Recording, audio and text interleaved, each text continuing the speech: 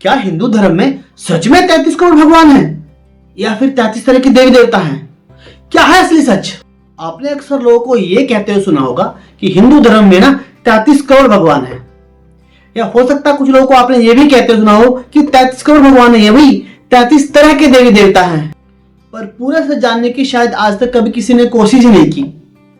जिसने जा जो सुन लिया, जिसने जा जो पढ़ लिया, बस उसी के अनुरूप अपनी धारणा बना ली और बिना सोचे विचारे, बिना विश्लेषण किए उसी बात को सच मान के एक्सेप्ट भी कर लिया।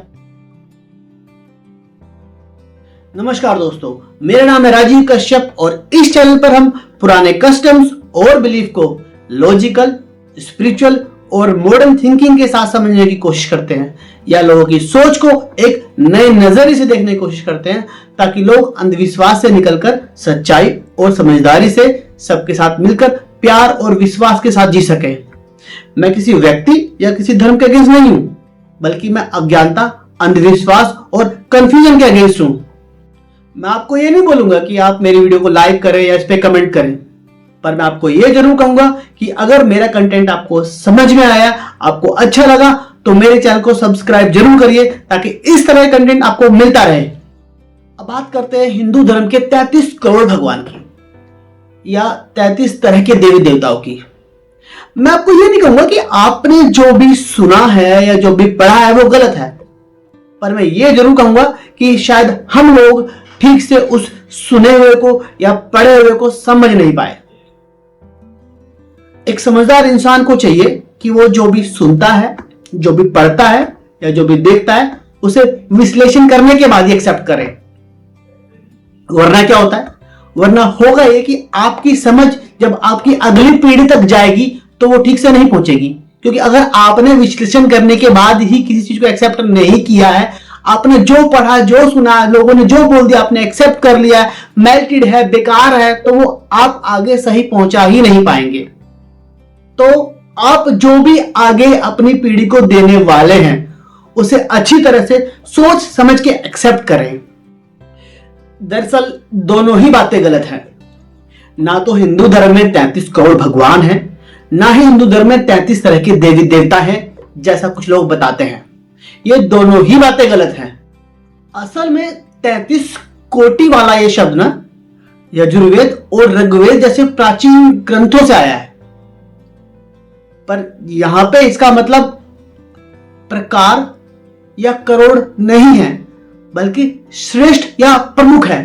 तो वो 33 करोड़ या 33 तरह के नहीं, बल्कि 33 प्रमुख या 33 श्रेष्ठ शब्द है।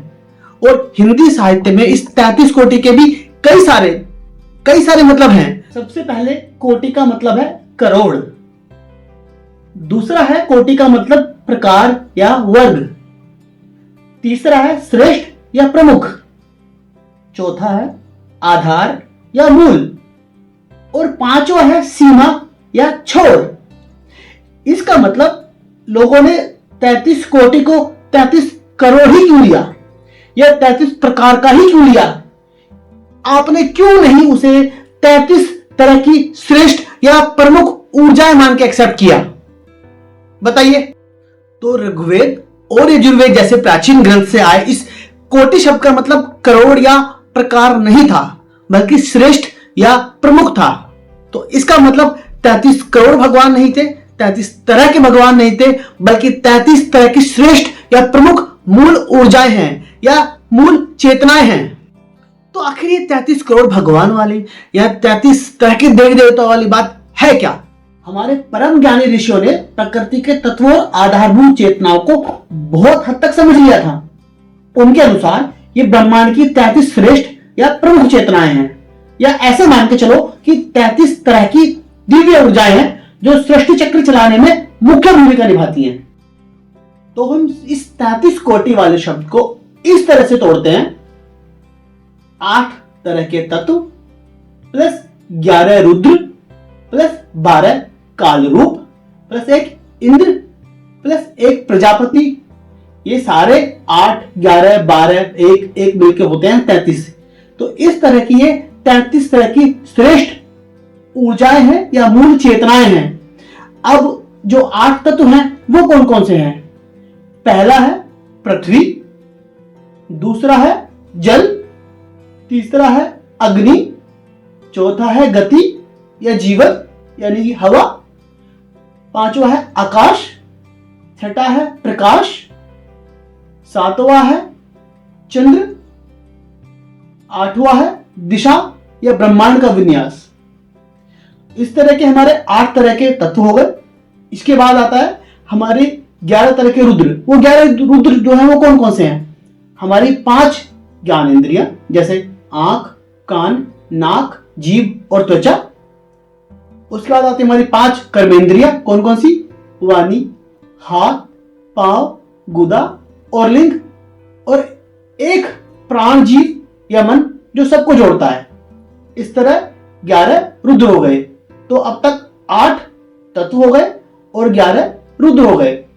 उसके बाद आता है 12 काल रूप, यानी कि सूरज की 12 चेतन अवस्थाएं, या ऐसे समझो 1 साल के 12 महीने जो हमारे समय और जीवन चक्र को गति देती है। यानी कि हर एक महीने की ऊर्जा या जीवन चक्र वो मिलकर बनते हैं 12 काल के रूप। उसके बाद एक इंद्र, इंद्र मतलब आपके इंद्रियों को नियंत्रित करने वाली शक्ति।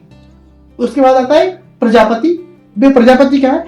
ये प्रजापति है सृजन की मूल चेतना, मतलब जो भी ब्रह्मांड क्रिएट हुआ है, जो भी चीज कुछ भी क्रिएट हुआ है, उसमें जो शक्ति लगती है, जो ऊर्जा लगती है, उसे बोलते हैं प्रजापति। इस तरह क्या हो गया?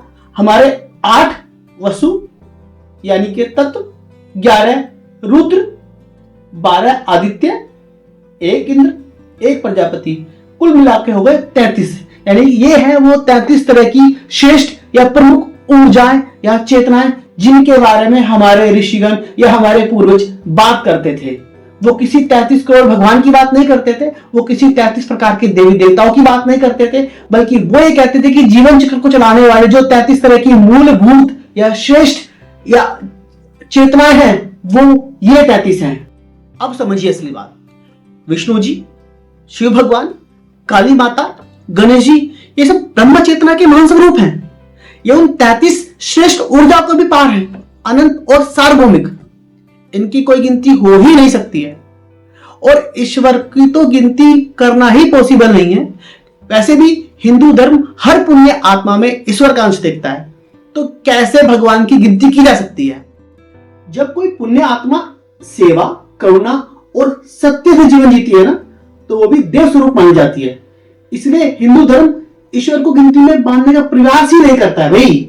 अगली बार जब कोई आपसे यह पूछे ना कि हिंदू धर्म में 33 करोड़ भगवान हैं या 33 तरह के देवी देवता हैं, तो आप उसे समझा सकते हैं कि ब्रह्म चेतना के व्यक्त देव स्वरूप वाली असंख्य पुण्य आत्माओं को हम भगवान के रूप में देखते हैं। पर जिसकी आप बात कर रहे हैं वो 33 तरह की मूल या श्रेष्ठ ऊर्जाएं हैं या चेतनाएं हैं जो इस पूरे सृष्टि चक्र को चलाने का काम करते हैं। तो फिर 33 करोड़ भगवान नहीं है, 33 तरह के देवी देवता नहीं है, बल्कि 33 तरह की श्रेष्ठ ऊर्जाएं हैं या मूल चेतनाएं हैं जो इस पूरे सृष्टि चक्र को चलाने का काम करती हैं।